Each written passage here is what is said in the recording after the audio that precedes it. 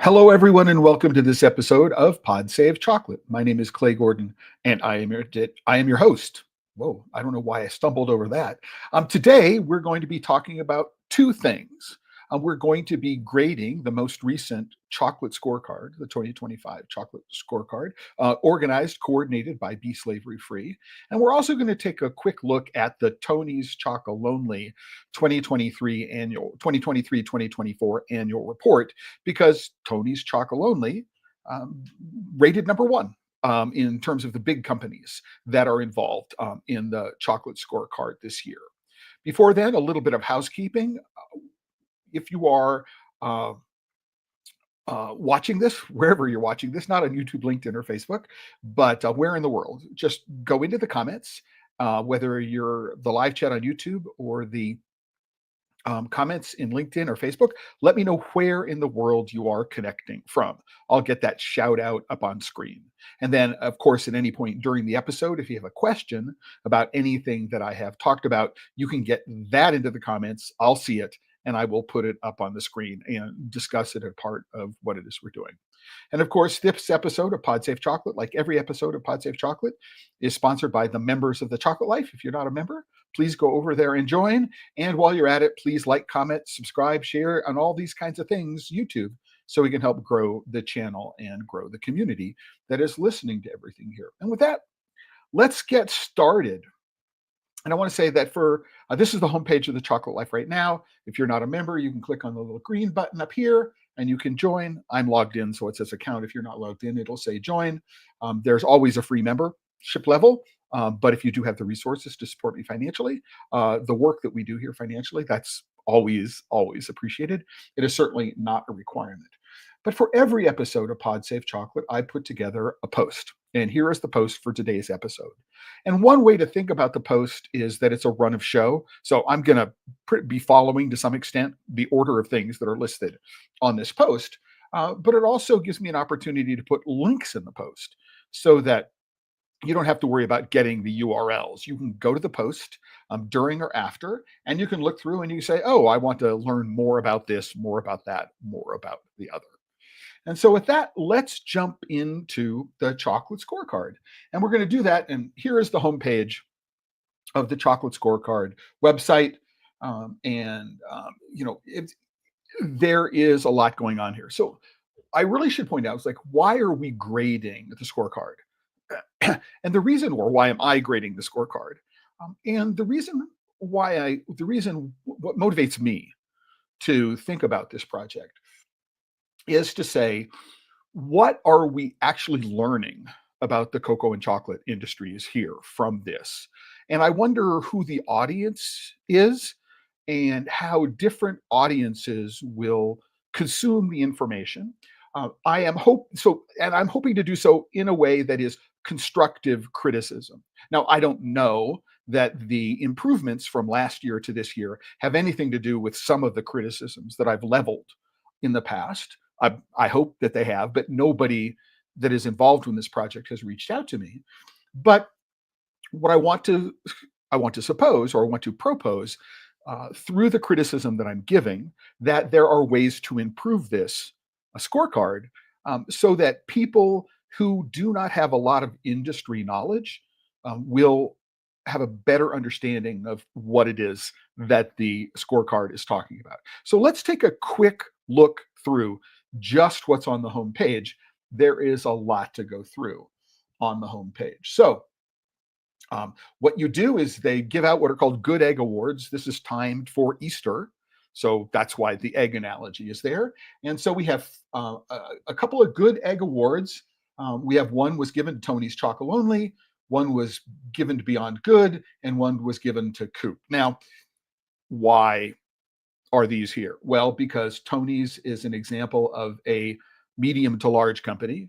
Beyond Good is an example of a small company. And the Coop is an example of a retailer. And okay, there's no label. So you have to know to some extent that this is the way the data set is organized in order to be able to understand why there are three awards and why these three, because it's not obvious that these three are directly comparable. Now, it is true that Mars is listed, is a big company, and so it's listed directly under Tony's Chocolonely. Um, and you can see that it has won a special award that's not a good egg award for gender, right? Whatever that means, and it's not entirely clear what it is that it means from here, because there's no mouse over here. There's nothing here that says. I mean, this is the internet, people. The mouse over is something that's been around for like since the beginning for 20 years, 90. Oh yeah, 20 years, right? And so why don't we have just I mouse over this and I get information? So right. So we also have bad egg awards. And notice what they've done is they've violated the visual convention that they started. So I have this good egg award here, but what happens is, why couldn't I have just taken this Mondelez and placed it under the big company category? You may think that this is quibbling, right? But right, it turns out that when you break a pattern like this, what you do is you make it much harder for somebody to decode what it is that's going on. So some people, again, if you're in the industry, you know who Mondelez is, but you may not know that Mondelez is the owner of. So if you're a general consumer, you may not know that Mondelez, owns Kraft, which in fact owns, for example, Green and Blacks, because Kraft owns Cadbury. So you don't understand anything about this, and we haven't played them in context. And we don't know why the bad egg award is given, right? We have to do a lot more exploration and understanding in order to be able to figure this out. So let's continue scrolling on the home page. We go down here, they talk about, okay, how performance is evaluated. And they give a list of the 6 biggest companies. And what they do here is they talk about, okay, here is the change from where the company scored in last year's scorecard to where it is they scored in this year's scorecard. This is something that is new to the scorecard this year, is comparison with previous year's results. And for which I think this is a great idea, right? Because we want to know. So, but I mean, I would have to know, again, I'm using the mouse over. Well, cool. I'm using the mouse over. Yay. We could have just done the mouse over to take me to the scorecard here or given me information, but we've introduced the mouse over concept. And I would, do I know that Mars is is M&M's is a Mars brand? Maybe I do, maybe I don't, right? And we've got the big companies here. So here's where they were this year. So we have a hint maybe now why Mondelez gets the bad egg award, because they didn't contribute to this year's scorecard ranking process. But we do see the difference. We see that, Mars and Nestle swapped places, but they swapped in place 5th and 8th and 5th. So we can see what's going on. Lindt moved up a little bit. So we can get some notion of movement. We look at who the small company is, who the small companies are, right? And we can also look at the retailers. And I don't understand why they changed the visual convention. It makes it harder to decode, right? It's important to know that when you do the mouse over, if you were to click on what comes up here, is you'll be taken to that company's scorecard, right? So I know that I'm telling you that's what it is. I'm not, I'm not certain why, the spacing is different here. Again, little things, but it's hard to decode. And given the amount of time and the amount of money that they have to do this, there's a sloppiness to this that makes me wonder what's going on. These are really simple things for any designer to take a look at and fix. Right? So explore the favorite brands. So I've got medium and large companies. Here they are. I've got small companies, right? I've got retailers. But notice I can't get everybody here. I can't get all of the people that are here on the same chart, which is a challenge because I don't know how the human nervous system, it makes it very difficult to do comparisons on two different data sets when you don't have both of them in front of you at the same time. You have to remember, right? And notice they're on the same scale, 0 to 100, but we don't know what that 0 to 100 means at the moment, right? So we don't know how they are in fact related to each other. So we've got a whole lot of decoding. There's nothing here that tells us how to decode this number. We just go, oh, we have this curve here. All right. The other thing that you can't do is you can't actually download any of this data. You can't go, what I'd like to do is I would like to take all of the results that are here by company and put them into a spreadsheet. Can't do that, right? Why would you want to do that? Because you can do components. You can say, what is the median? You can do min-max. You can compare all this data according to other metrics that you might have, right? And I'm going to show you a little bit of that in a while because it turns out to be really useful to be able to take this data. So I can't take this data. There doesn't appear any way to download this data. I have to tediously and laboriously copy it out by hand, which I have done my fair share of over the course of the years, right? So, but you can say, okay, it's like, and I would like to be able to sort this, right, by some way or another as well. I'd like to say how many companies are in the United States, how many companies are in Europe, right? How many companies are in different parts of the world? And what I would use is I would use the UN regional conventions, right, rather than any other convention. So the UN has actually a standard nomenclature and a standard hierarchy for putting together all the countries in the world into regions. And so I would do that. It's not clear how the organization is done. All right. So they talk about where they focus, transparency, living income, gender. Now it's really interesting because when I was working in Nigeria, the whole idea that people outside of Nigeria were worried about gender equality to the level that they were didn't make sense within Nigeria. And so this is a sort of, Western European, I don't want to use, so consuming country. So cocoa producing country is different from a cocoa consuming country. If for want of a better term, and I hate these terms because they are reflective of economic imperialism. So developed country as opposed to underdeveloped country or developing country. This is things that we outside of many producing countries try to impose our values on other people without actually thinking, does the local culture care about this? Or are they dealing with these issues in other ways?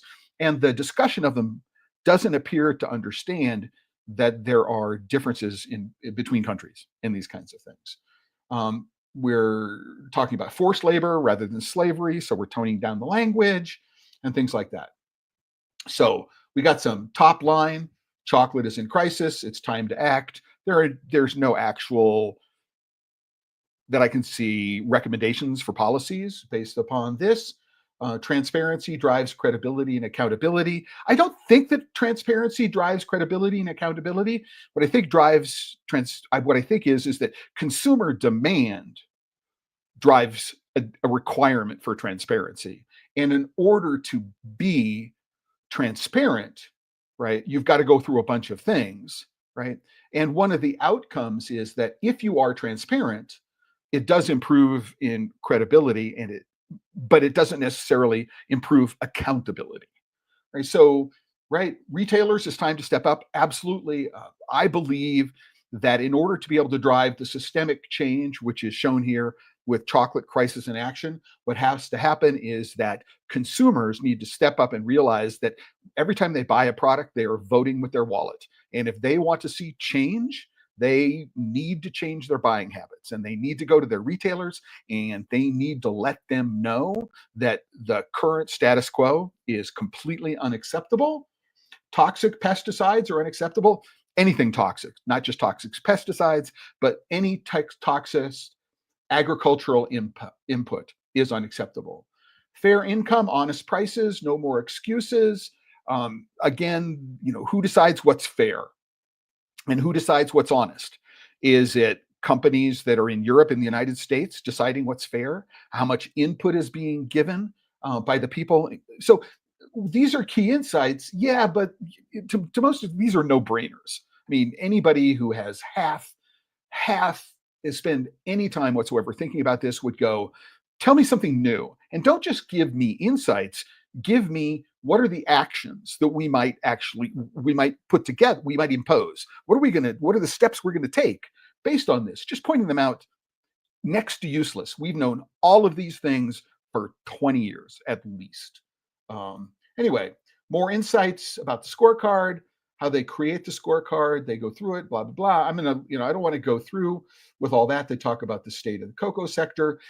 There's a lot of really interesting stuff here that I would recommend that you go and look at, right? But this is just the start of trying to, we're on the home page. We don't actually, we've got some this is like 10,000 meter, 30,000 foot view of what's going on. We really don't know anything about anything here. Note that it's like there's no mouse over here to go to Tony's. I don't understand why. I mean, I can look at this, but there's no mouse over that says I can go to Tony's. I mean, I'm confused about the inconsistency in terms of the UI and the UX here, in terms of delivering it. And my question is to the people who designed this, are you purposely being obfuscatory here? Are you making harder than it needs to be, harder than it should be? For people who are really, truly interested in understanding the report, are you making it harder than it needs to be? Are you making it harder than it should be to be able to use this data and compare it in useful and interesting ways? Right. So before I go on to the next page here, which is the methodology page, what I want to do is I want to point out we've got Neil Barston. I know Neil from my days as the technical editor at International Confectionery Magazine. I believe Neil can still be at Confectionery Production. Neil, I'm sorry, I don't remember that. So impressive approach, Clay. Looking to place racing data and break it down in spreadsheets. Some real due diligence on part. I guess it's only by that kind of intensity of scrutiny that you can really contrast companies' performance. Keep up the excellent work. Neil, thank you very much. And you're absolutely right. I'm going to demonstrate this challenge and what it is that we're learning, and the fact that there are overlooking some key performance data that we need in order to be able to figure things out, and how they are being obfuscatory in the way the graphics they produce and which ones they present. And then Neil follows this up. Completely agree that consumers need to change their habits in order to help drive change and actually deliver on sustainability promises. Right. So all of the money that all of industry requires in order to make change comes from consumer pockets. If you want to drive change in the cocoa value chain, right, what you need to do as a consumer is you need to be willing to step up and change your buying habits and communicate to these companies that you want them to change in meaningful ways, right? Without that, the status quo is going to be maintained, right? If we take a look at the confluence of weather events that resulted in the recent hike in cocoa prices, please notice that none of the programs that have been proposed by any of the actors in here said, oh, we need to invest significantly, tens of millions, if not hundreds of millions of dollars, in a systemic, coordinated approach to improve farming techniques. We need to not focus just on productivity, how much cocoa we're growing. We need to focus on yield. We need to be producing the same amount of cocoa on less land to reduce deforestation pressure. And then we need to return the land that we're no longer dedicating to cocoa farming to activities, economic or agricultural activities agroforestry might be one, but turning the now freed land into biodiversity corridors and other forms of farming that will help the farmers support themselves, right? But there's nothing that I've seen, right, proposed which says this is what we need to do. Anyway, having gone on my high hobby horse there. But if you're a consumer, this is what you want to be thinking of. How do we go and let industry know that this is what we want them to do? And you do that by changing your spending patterns. If you do not change your buying habits and you do not communicate with your retailers, you are missing the number one point of leverage that you as a consumer have. So let's go to the methodology page. So the methodology page, right, they talk about what's going on here. This is really, really cool, right? So it's hard to know. This has only been out for a little while, but I take a look at this link on sustainability and it goes to what's this?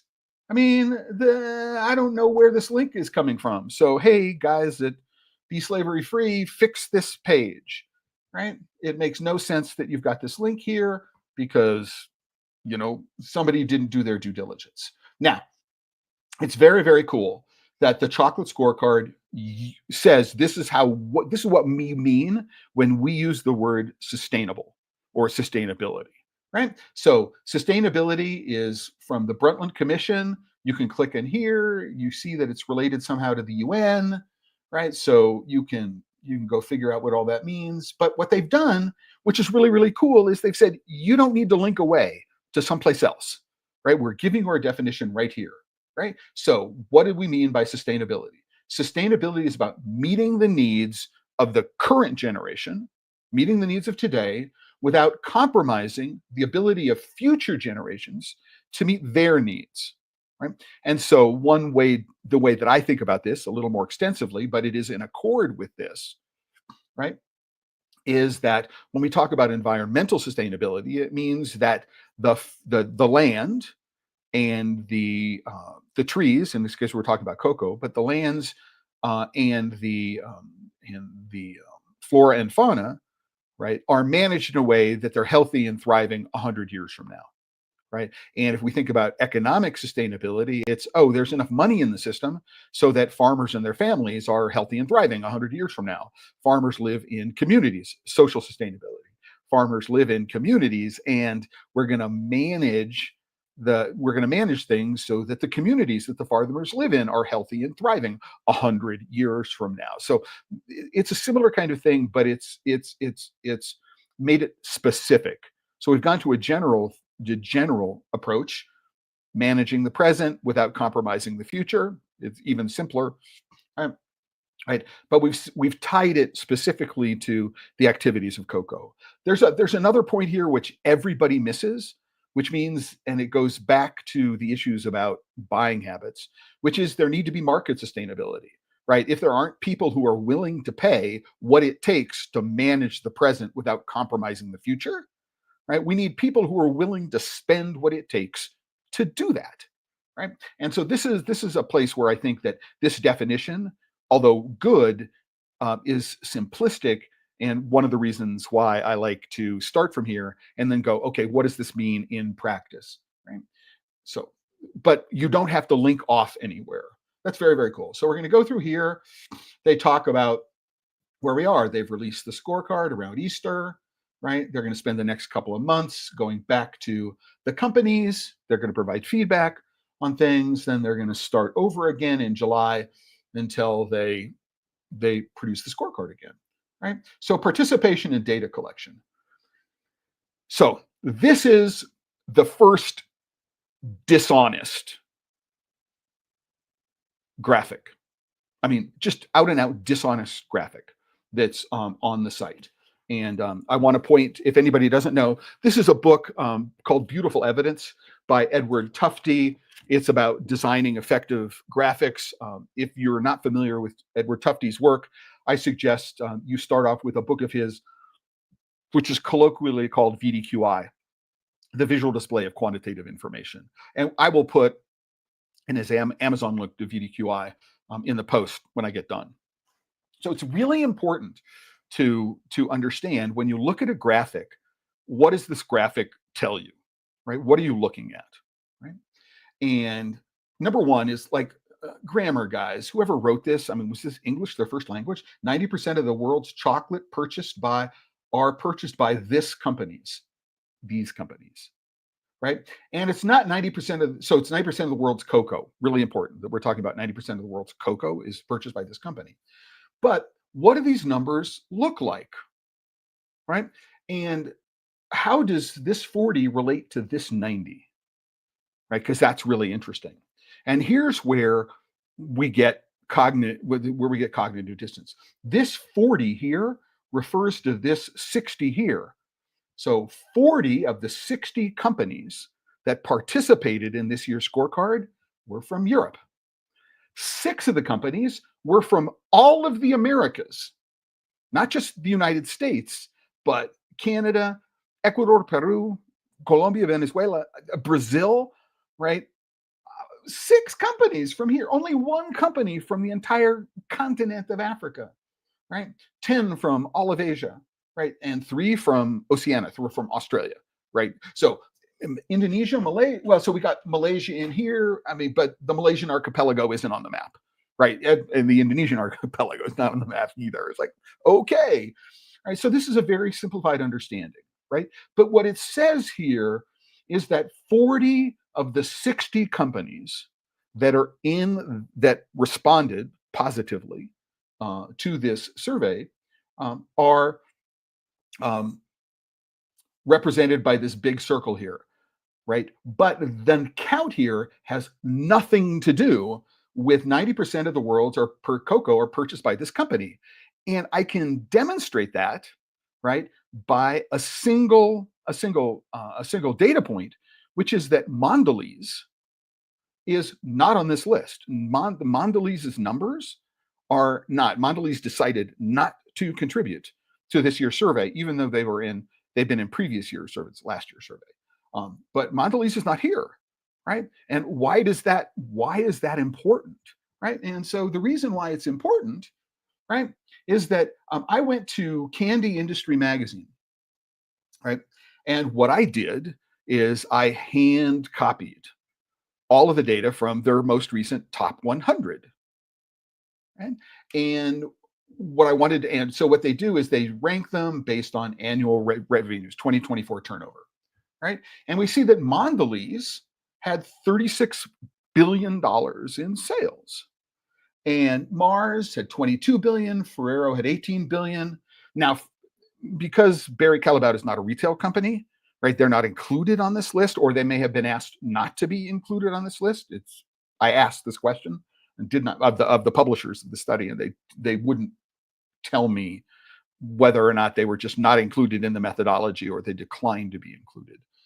Both of these things make these numbers suspect, but they're the best numbers that I have been able to find in one place.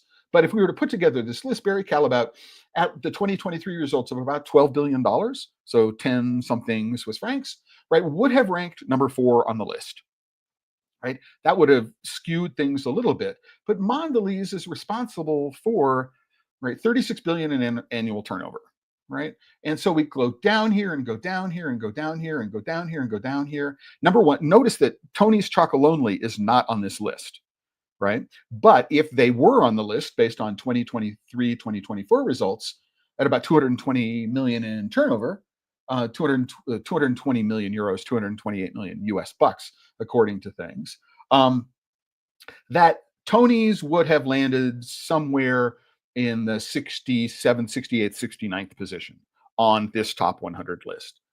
Why is this all interesting? Well, if you add up all of these figures, what you do is you find out that the top 10 companies, right, produce 121 or had a turnover 121 billion dollars.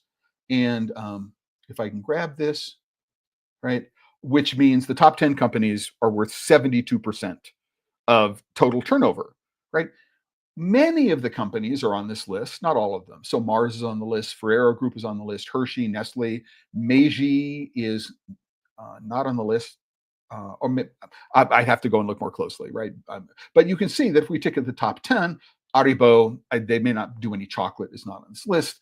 We notice some gummies and things like that. So but over here, yeah, no chocolate. So Haribo should not be on the list. So it's interesting to understand that when we look at this number, right, we don't actually know that 90% of the world's cocoa are purchased by these companies, because at least one of them, Mondelez, does not appear to be included on this list. So this number is wrong. And you've got this big 40. All that big 40 tells you of the 60 companies, right? And most of the 60 companies are not in this top 100 list, right? So I don't know where they got, I don't understand the criteria for selection, right? But Africa is the most important producing region in the world. Why isn't it represented? And the answer to the question is that most of the big companies doing work in Africa aren't domiciled in Africa. Calabout is not Africa, right? Cocoa Source, which sources the beans for Tony's Chocolonely. Tony Chocolonely is a Swiss company.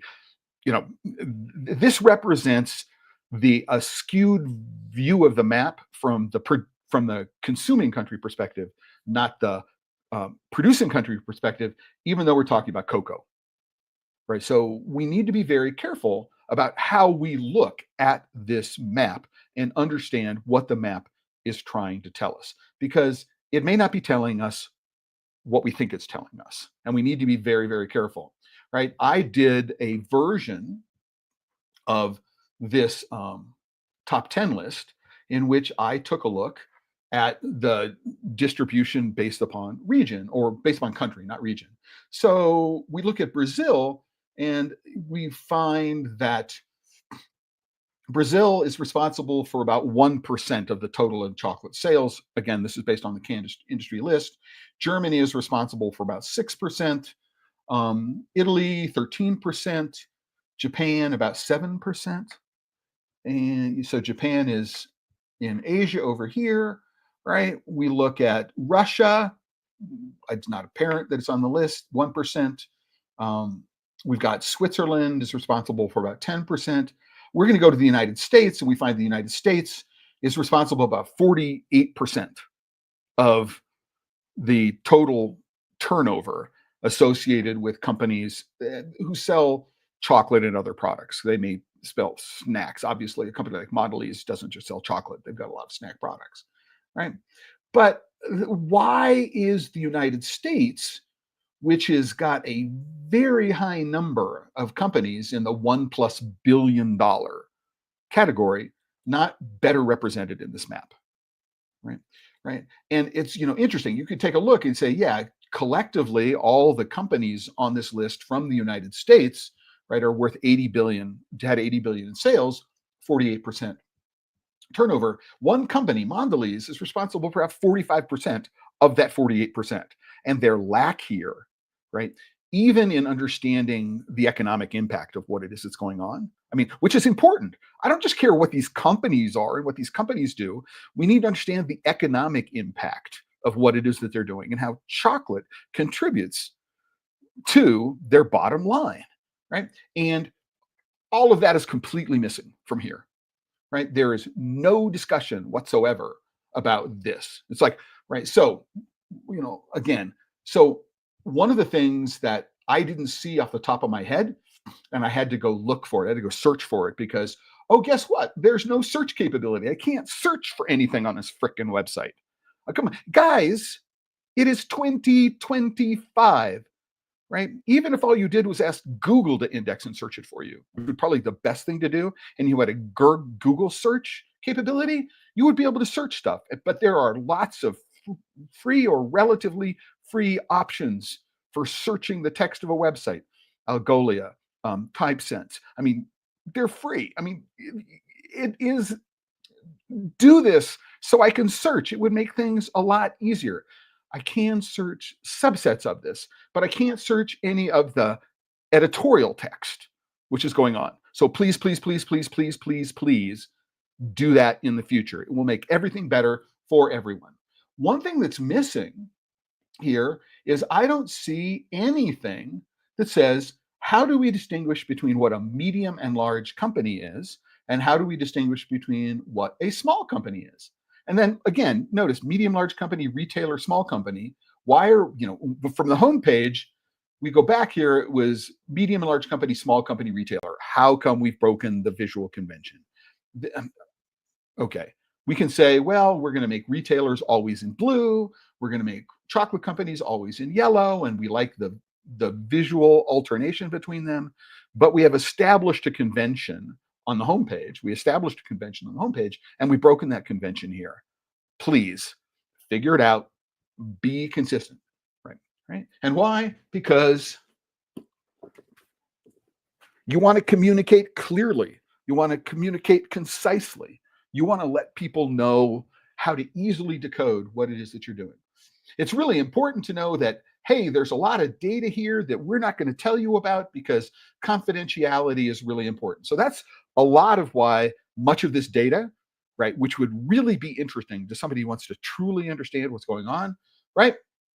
Right. It's, there's this, the reason why a company like Mondelez doesn't want to be a part of this is because they have some concerns about, well, obviously the PR fallout, but also about the how data might be misused. So, right, if you want to, you can go through, you can go take a look at scoring. One of the things that's not clear about scoring is that that different aspects. So for example, they're talking about um, agroforestry practices, about use of pesticides, about use labor practices, right? And there is this notion about policy and implementation, but there's no discussion of what the weighting does.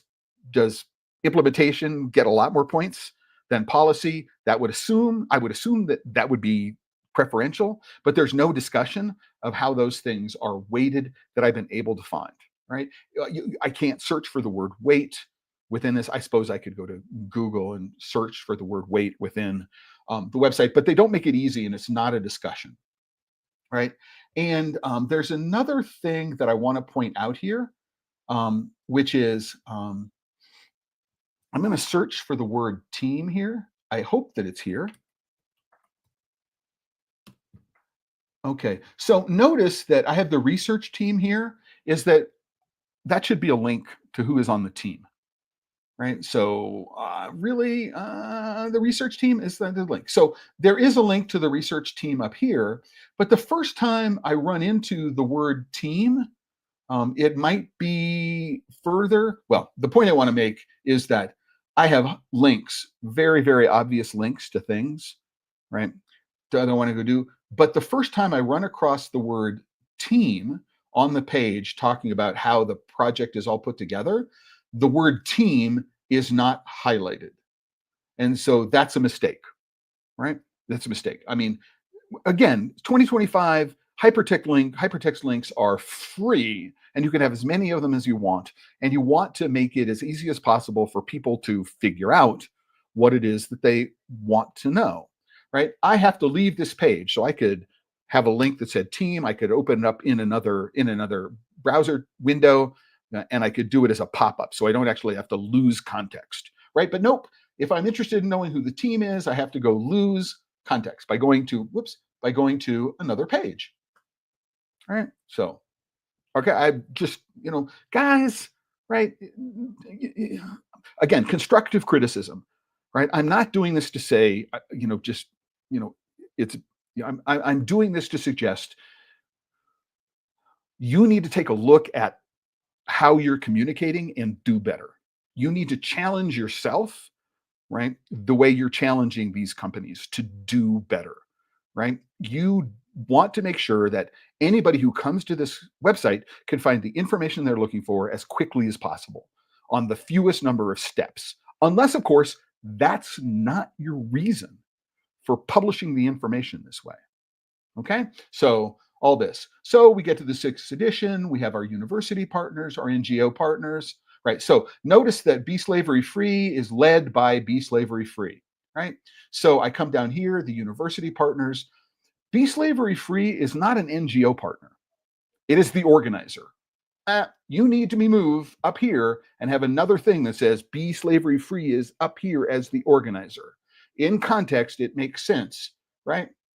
We've got university partners. We're going to put the organizer right here, right? So that it is completely frickin' clear, right? What it is that's going on. Please, please, please. You're assuming too much of the people who know nothing about the industry when you don't do this. There's another thing here. You'll notice, okay, Macquarie University, there's no link to Macquarie University or the University of Wollongong or the Open University. Why not? Why can't I go and learn more about this kind of stuff? Just pop up these universities in another window. I go to the NGO partners and notice, right? I can Baptist World Aid. So it turns out that it's inconsistent. It's difficult to see here, but if you look at CICND, it's like maybe there's no link to it. I mean, give me a break. I go to Everyday Slavery; it's there. I mean, come on. It's like it's like you can do better, guys. You can do better. You can make it easy. I went through this earlier, and the locations of the links were just off, right? You got to go do this. So you need to make sure these are organized in alphabetical order, right? That's good. Every single one of these has to have a link. Oh, interesting. Now I get the link to the university, and the university, they're down here. I don't understand why they're not up here. I mean, that makes no sense to me. What's going on? So you get the idea. It's like this sort of stuff is free, guys. This is the internet in 2025. And notice this, there is not a single link, right, to the credentials for any one of the people who are part of this team. So, for example, Carolyn Kiddo and Fuzz Kiddo, they're at Be Slavery Free. They're on the executive team. Put their affiliations down here. There's no affiliation down here. The advisory team. Okay, got that. We have to go down to the knowledge scoring team. Again, Carolyn and we now know, oh, we don't actually know that they're with Be Slavery Free, right? I mean, Anthony Fountain, he's with the Voice Network, right? Why don't we, they're supposed to be experts. Why aren't we giving access to their bona fides or credentials or the website they work for? Why are they unidentified, right? It makes absolutely no sense whatsoever, right? So before I go on to the final point that I want to make about this, another one from Neil. Just on the issue of a company being slave free, are you aware if there's any new data on child labor levels, which were at 1.5 million at risk? What I think I see, Neil, is I would have to go to somebody who's like an international rights advocates who is following this on a regular basis to know what the current numbers are. But if you go take a look at the way Tony's Chocolonely is talking about this, they've gone away from slave free to labor to exploitation free. The industry is changing the language that it's using to talk about this. So this uses forced labor, for example, right? They've staying away from, even though it's organized by Be Slavery Free, they're not identifying slavery anymore.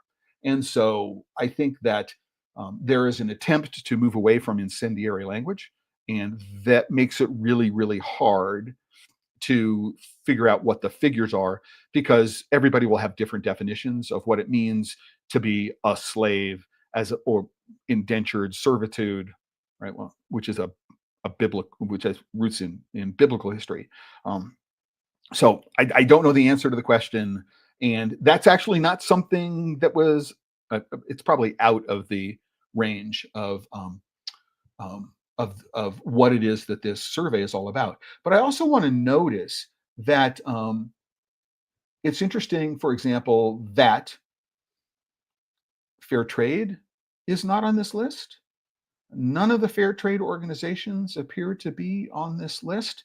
And the reason why I mention it is that, again, Neil, with respect to your question, is that if you look at the CLMRS, the Child Labor Monitoring and Remediation System it's put in many cases, it is in fact FLO Fair Trade, which is quote unquote responsible for doing the on the ground work. And so I think it's really interesting that we don't find any of the groups that appear to be, so the Cocoa and Forest Initiative is not here, ICI is not in here, the people who are actually responsible for the CLMRS and actually talking about, none of them is here. So I think it's an interesting omission, which didn't occur to me until you asked the question. So thanks for posing the question, but I don't have any better answer for you.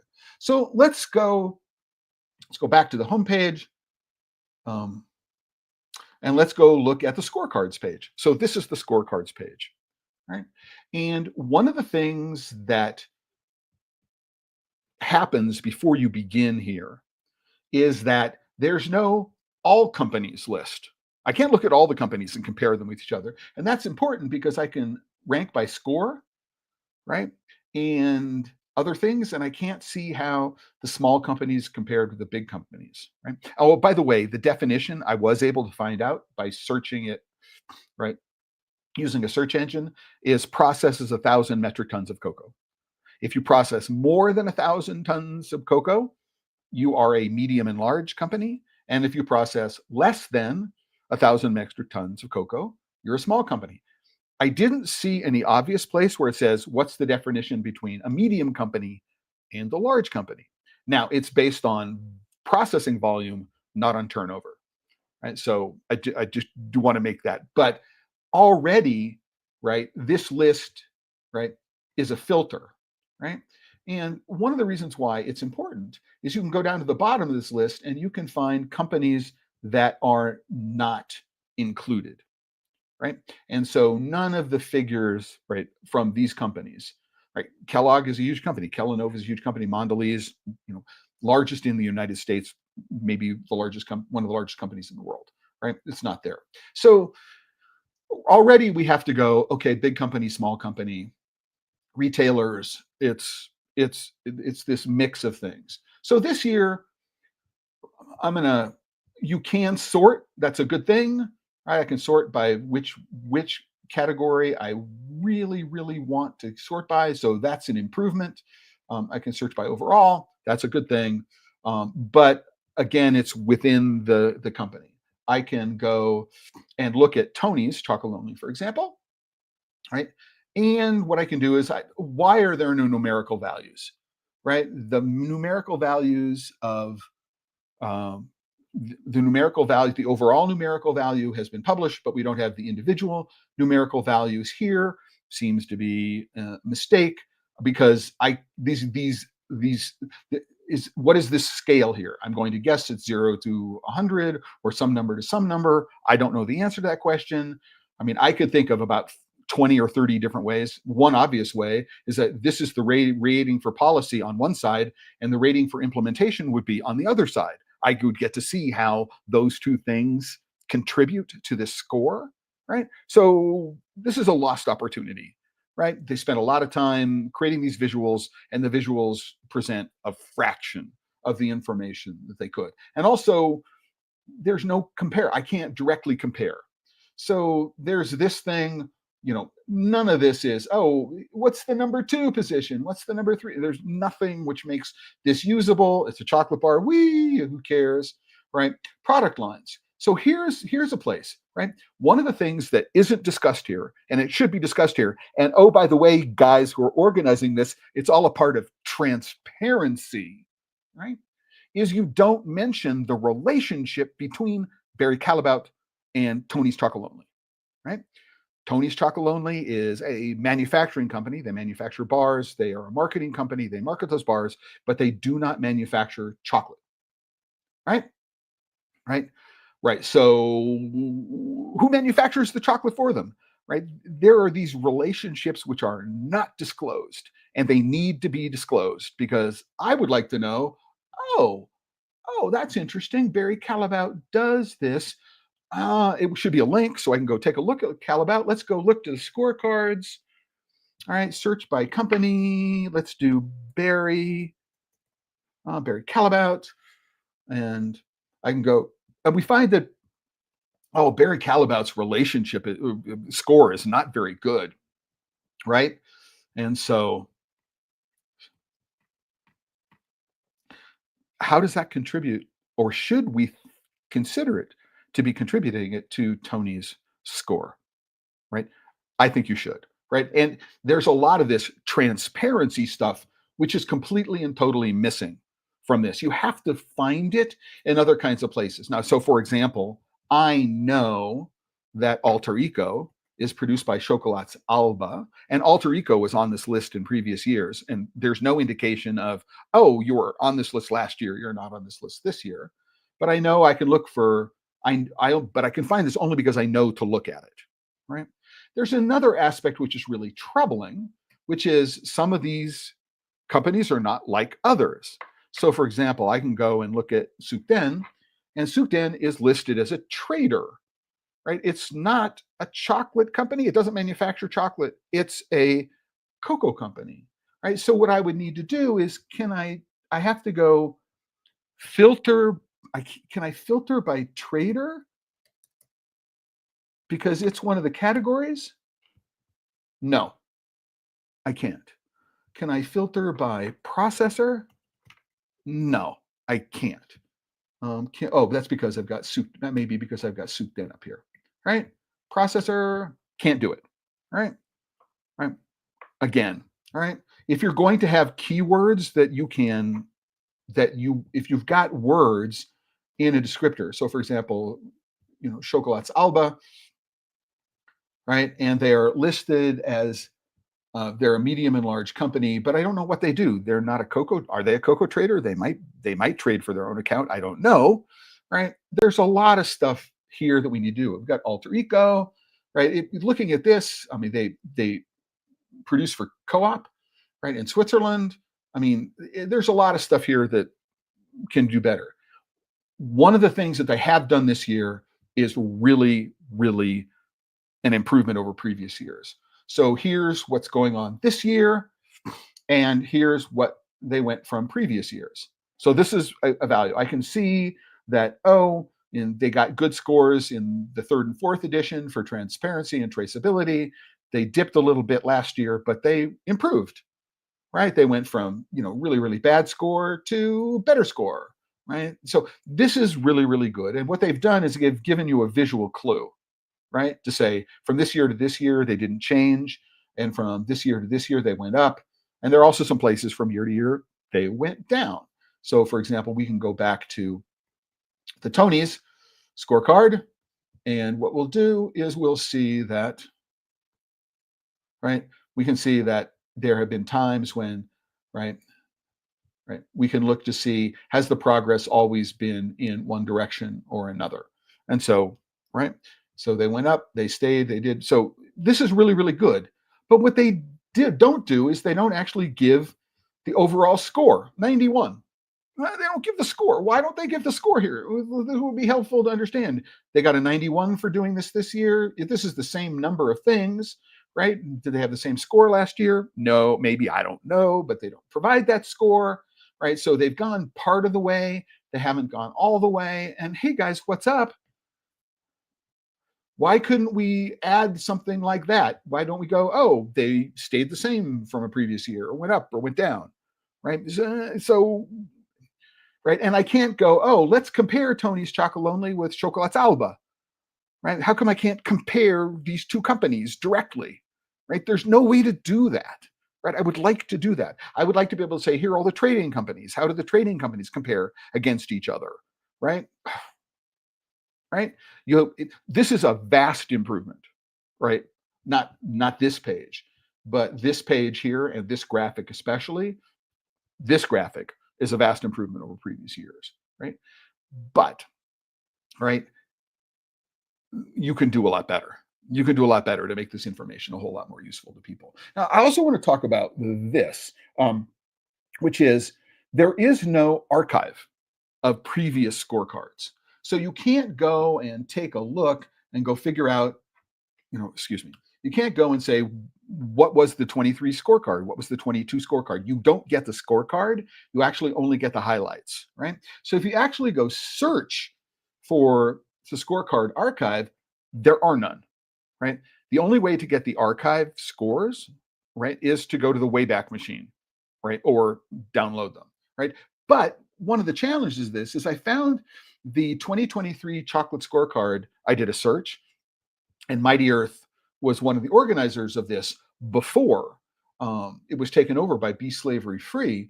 And there's a link to go to the 2023 Chocolate Scorecard. But guess what? It doesn't go to the 2023 Chocolate Scorecard. It goes to this scorecard, right? So there is no archive here either, right? So this is another way in which it's much more difficult than it needs to be in order to be able to figure out what's going on. I think they've improved. I think they've improved. I'm just going to end it here. I think they've improved. They've done better than they have in previous years, but there is still an enormous amount of room for improvement, right? In terms of improving transparency and access, right? And using your own rubric, right, of insights, right, from the home page, right, right, right, is that transparency improves credibility and accountability. And hey, guys, you need to be more transparent, in my opinion, than you have been, right? You're doing better. So you're better than last year, and you're better than the year before, and you're better than the year before. You have made some improvement. But I don't think that you actually have a data visualization team or a design team who has really thought through the graphics that you're producing together, the graphics you're producing, and whether they could be improved. Now, having done that, Tony's Chocolonely was the #1 winner this year, right? And so I want to go take a look at Tony's Chocolonely, parts of Tony's Chocolonely annual report. And I'm going to go to this page, which is page 6 of their current report. And I want to make a couple of observations that I have made in the past. Number one is that when you see a page like this, where the data are presented this way, it is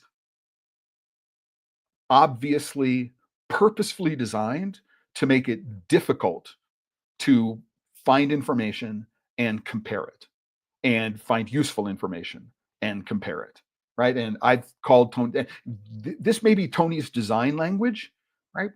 It is Tony's design language, but let's just take a look at some of the things that are here. So number one, it says that there were 20 in this year, there were 20,296 farmers who are impacted, whatever that means. There's no link that says this is what we mean by impact, right? Right. So, but it says that 17,690 metric tons were sourced. Two things we know about this. Number one, is this 20,000 people represents somewhere between 100 and 150,000 people, not just the farmer, but the farmer's spouse and the farm and the children on the farm.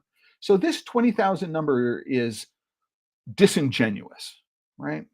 To say the least, right? If they've got a child label monitoring and remediation system, they should know the total number of people who are working on the farms that they're buying from. I would guess, right? I don't know that for sure, right? But the 17,000 metric tons says that they're buying less than 1 metric ton per family on average, right? And the number is like 875 kilos, by 13 bags, 13 65 kilo bags. I know that because I did the math yesterday, right? So if we think about that, we can think about that in terms of the price of cocoa and what that means, right?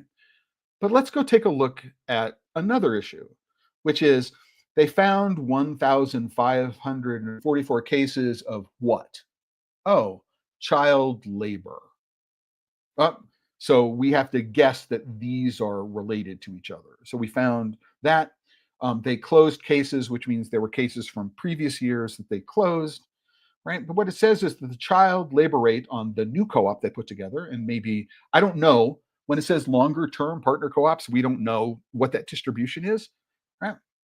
But it says they're still running into an 8.3% increase or 8% incidence of some form of illegal labor, right?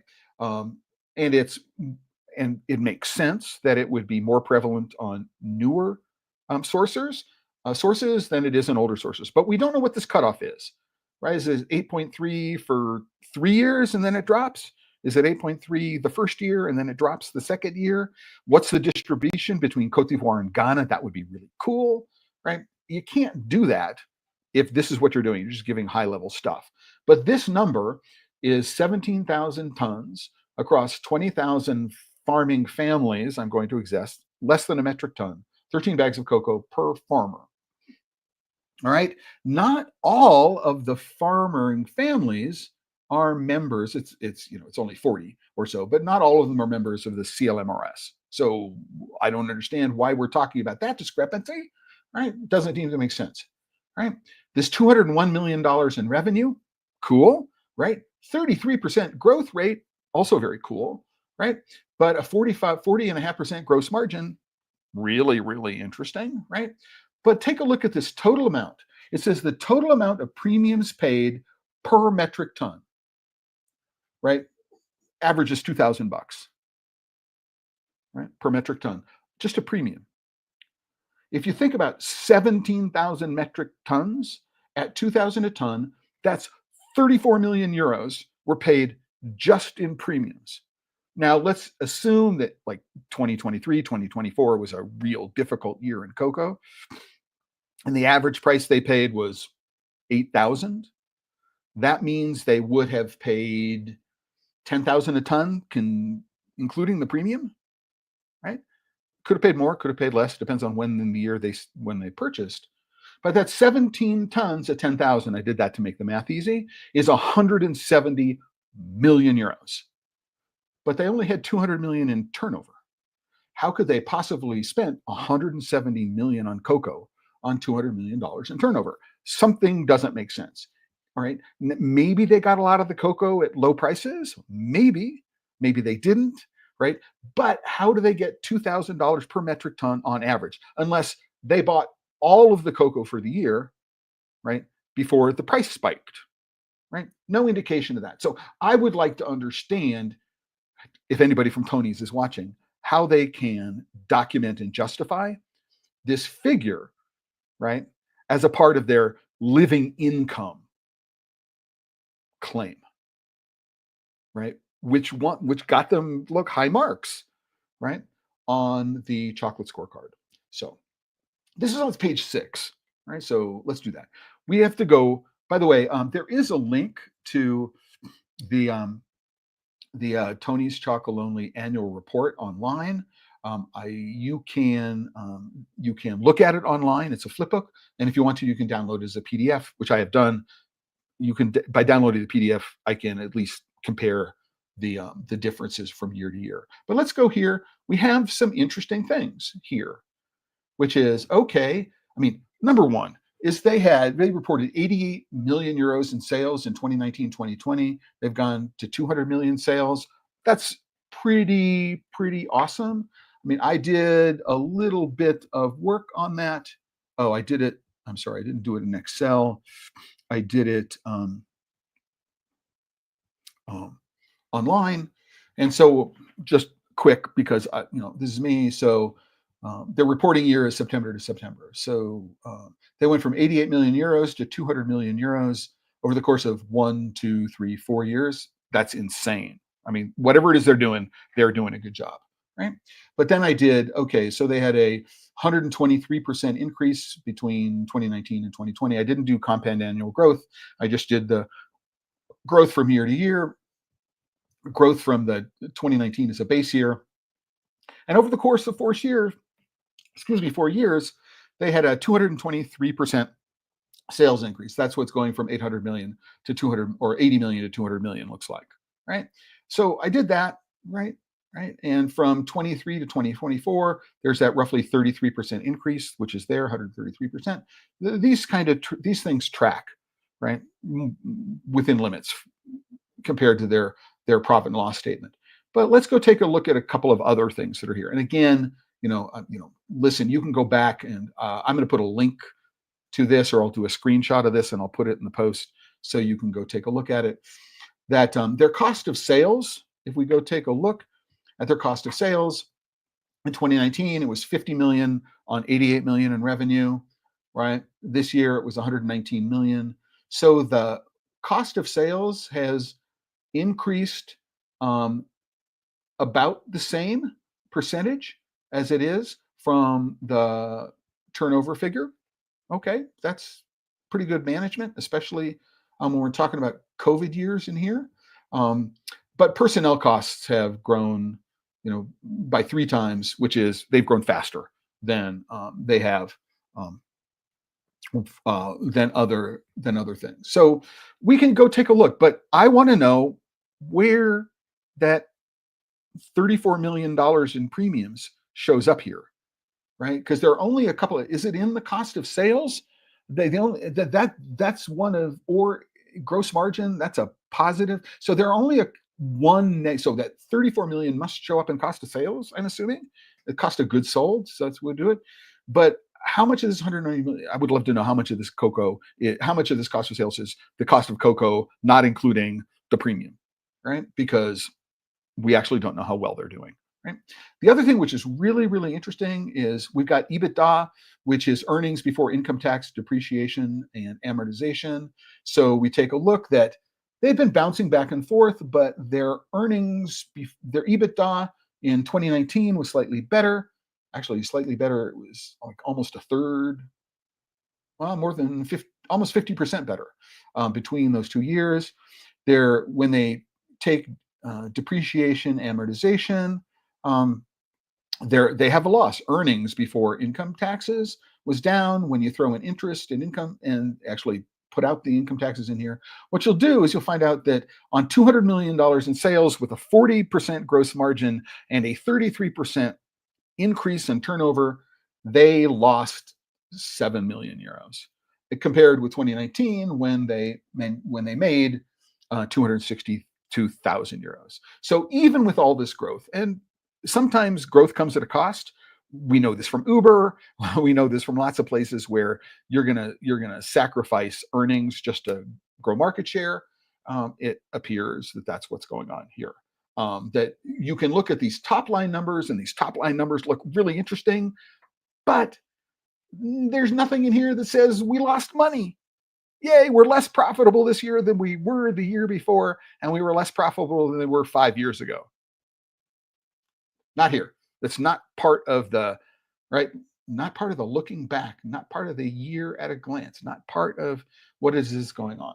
Right. 200 million in revenue. I'm sorry. Right. You have to go to really deep. You're like page 89, page 90 of the report, and you have to be willing to go through and look at a table like this. This is at the P&L. I also went and looked. This is on page 84. I wanted to take a look about the distribution of the ownership. Again, this is something you can look at. I'm not going to go in here. But the number one, so you look at this and we say that if we look at voting rights, right? So these are people who control Tony's Chocolonely. Tony's Chocolonely is controlled because they have 64% of the voting rights by a company called Verlinvest. And who the heck is Verlinvest? Right? You may want to know who the heck is Verlinvest. So let's go take a look. Right? I don't know why I look for Verlinvest and it gives me VeriSign's stock ticker. I have no idea what's going on here. It's one of the reasons why you need to be real careful looking at search results in general and AI search results in particular, because sometimes they come up with really, really weird answers.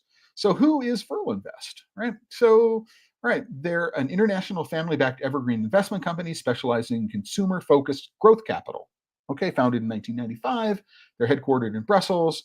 They manage over 2 billion in assets. And you go, huh, okay, Oatly, Vita Coco, Tony's Chocolonely, these are companies that I know. Maybe Muti, I think it's an Italian tomato products brand, or at least they got, but you can say, oh, they at one point they had a stake in Vitamin Water and sold it, Remy Cointreau, and sold it, Chewy, the pet food company, Chewy.com, right? But I happen to know that they are also the majority shareholder in AB InBev.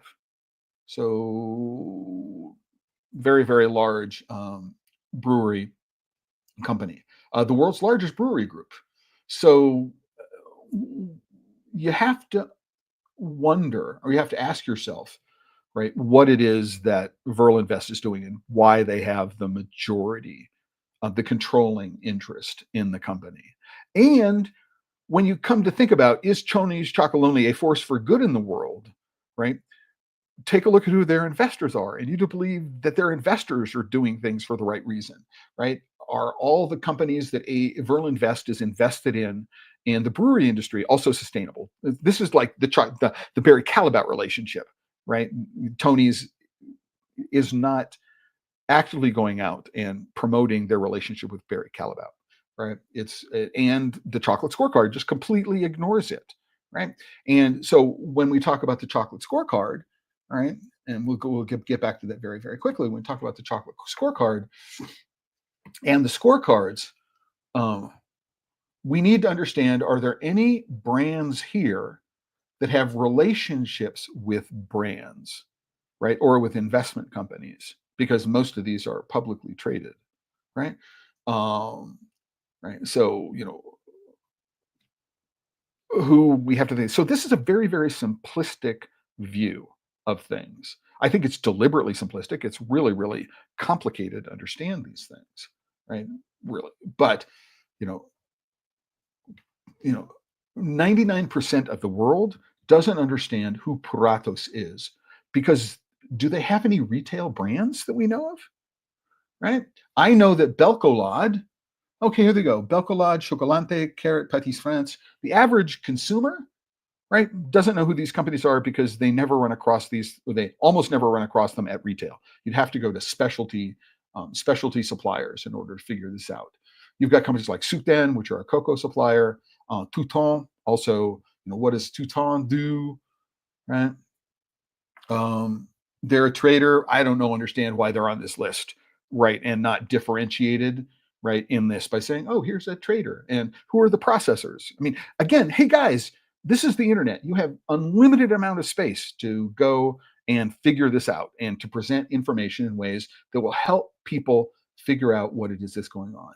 So Unilever, so does Unilever still own Ben and Jerry's? Did they own Ben and Jerry's? They do. Oh, does anybody know, or do people remember there's a connection between Ben and Jerry's and Tony's Chocolonely?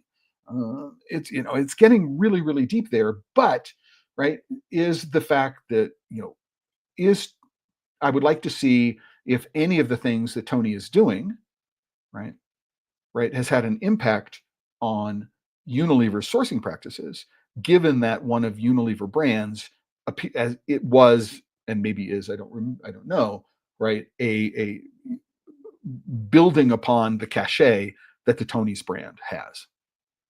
All right. So, right, all that, right, just if I were to say chocolate scorecard, I would have, 5 years ago, I would have given it a 1. I think they're at a 5 or 6 now, right? They're doing much, much better in a lot of ways, but there's still a lot of room for improvement in terms of the graphics that they produce, and the way they make their publicly available data actually publicly available, right? There's a lot of data here which requires hand copying, which means you can make a mistake, right? They don't use links where they could use links and should use links to make the navigation experience easier, right? And there are lots of things that need to go on. Oh, and by the way, they don't disclose their budget, right? Hey guys, did you spend $1 million on this? Did you spend 20 million on this? I mean, I would like to know how much how much involved to put this together. I think everybody would like to know how much was involved and what the sources were. Did the sources of Was everything in kind, right? Right, from your NGO partners, right, and university partners. But it would be nice to know what the financing of this project was. I would like to know what the financing of this project was. I don't think they're taking money from any of the I would like to think they're not taking money from any of the companies, right? But if they've got NGOs, it is almost certainly that one or more of the companies that are on this list are giving money to one or more of the NGOs on the list. And boy, that should be disclosed if it's not already somewhere. I don't think it is. So they've done a lot of improvement since the first one, but they've got a long way to go. So kudos on improving, right? But push yourself to fix the problems. Some of them are just spelling, right? Fix them because it makes you look sloppy, right? Grammar, right? And continue to push yourself to do better, right? Each year. Um, and when it comes to Tony's, what I want to say is, hey guys, you know, I understand that this is your design language, right? This is the visual language, right? But as somebody who looks at this stuff and tries to make sense of it, I look at this and all I see from this is that you are cherry picking the results that you're looking for and spinning them to give the best possible results, right?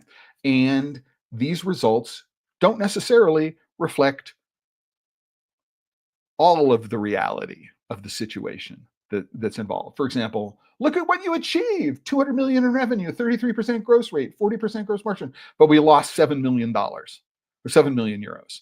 And it turns out that we've been losing more money each year since the last time we were profitable. Probably not the message you want to give, certainly, but there's no indication here that this is anything but rosy. This is anything but an upward path, right? And so, do your customers and do the rest of the industry, right, a solid, and think about this and go, okay, right, let's own up. Let's fess up. Let's say that this is a real challenging industry. There are expenses here that we didn't consider. This is where we did really, really good this year. Oh, and the next page is this is where we could do better, right? Sorry, there needs to be another graph in here that says this is where we could do better, even if you use this design language, please. Right. And with that, I want to thank Neil of Confectionery Production Magazine. Yep, he says he's still at Confectionery Production. I want to thank Neil for the comments that he made during the course of this.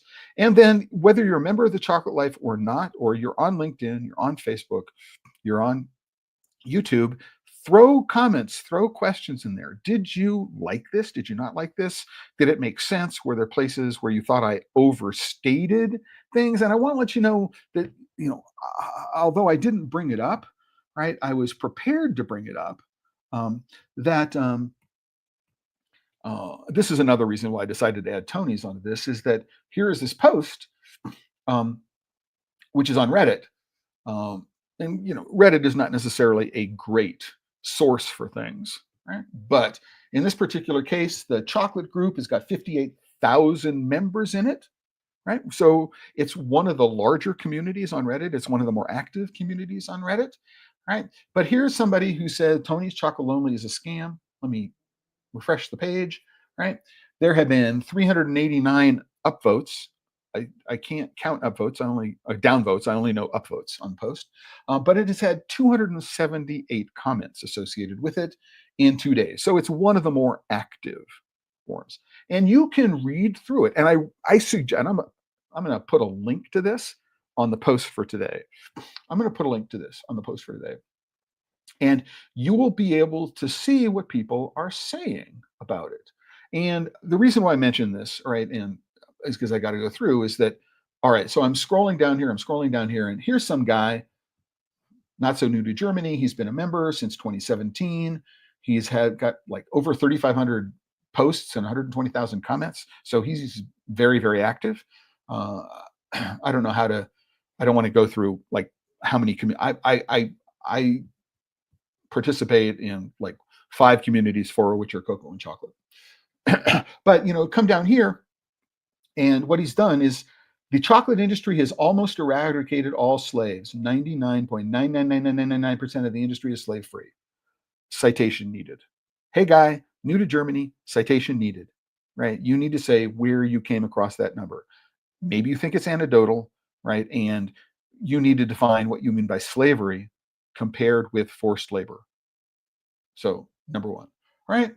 So most of the world's chocolate comes from 2 countries. Most of the world's cocoa comes from 2 countries. This conflation of chocolate and cocoa happens all the time, right? By people who are not well versed in the industry.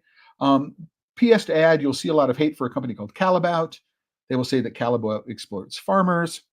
Okay, we'll do that, right? But you come down here and you go take a look at it, and Tony's purchased their beans from Calabout. And the answer to that question is, my understanding is that Tony purchased their beans from a company called Cocoa Source, and that the Tony's cocoa supply chain is completely independent from the Calabout supply chain, right?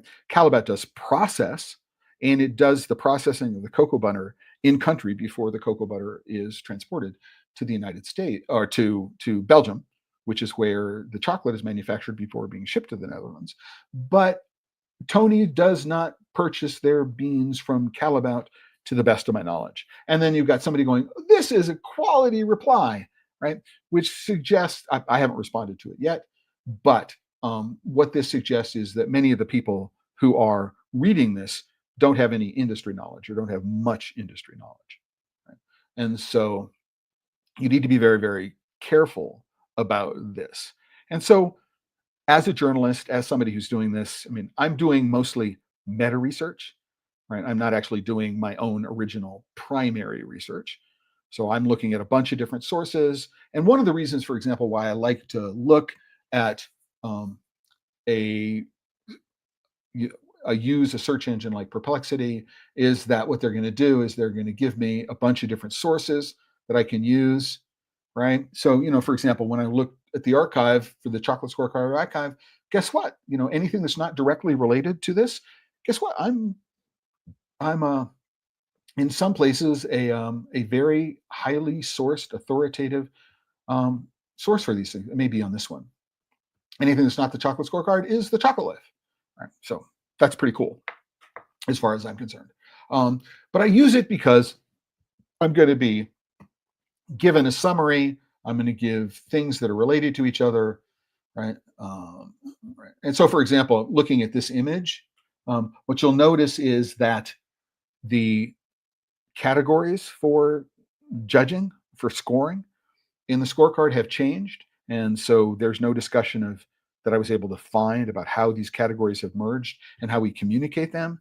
And so did a company do badly in a previous year and they do better because they've redefined the category in some way, or they've changed so they talk about, here's the question that we did this year, but we didn't ask this question last year. Or we asked a question last year and we're not asking it this year. It would be really great if there was a side-by-side comparison of all the questions that were asked over all the years. So listen, if you guys provide me the source data, I mean, I will put it together. So be slavery free. Any of the people who are um, involved in this, if you have something that you'd like to do and are willing to provide me with access that makes it easy, so I don't have to hand cut and paste everything in order to figure it out, right? I will be able to do it. And that's it for this episode of the Pod Save Chocolate for Friday, the 25th of April, 2025. This episode of Pod Save Chocolate, like every episode of Pod Save Chocolate, is in fact sponsored by the members of the Chocolate Life. If you're not a member, please go and join, right? There's always a free tier. Just go to thechocolatelife.com, click on the join button, become a member, right? Always a free membership, but there are premium tiers, most of which include coaching and or consulting hours, right? So if you want me to help you in your marketing communications, position your business, do all the kinds of stuff that I talked about, take a look at how you're communicating about your company. That is something that I can help you with. And if you join in April, there's a special offer which gets you extra hours of consulting at no additional charge. The last program note I have for today is that this coming Tuesday, which is the 29th of April, we're going to be doing the awards program for the 2025 Craft Chocolate Challenge. So we're going to be announcing all of the winners. I'm going to be joined by Dustin Cornett, who's the organizer of the challenge. I hope to be joined.